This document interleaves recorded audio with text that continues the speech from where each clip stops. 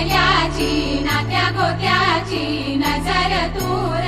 काढ देवा घरातल्याची दारातल्याची नजर दूर काढ देवा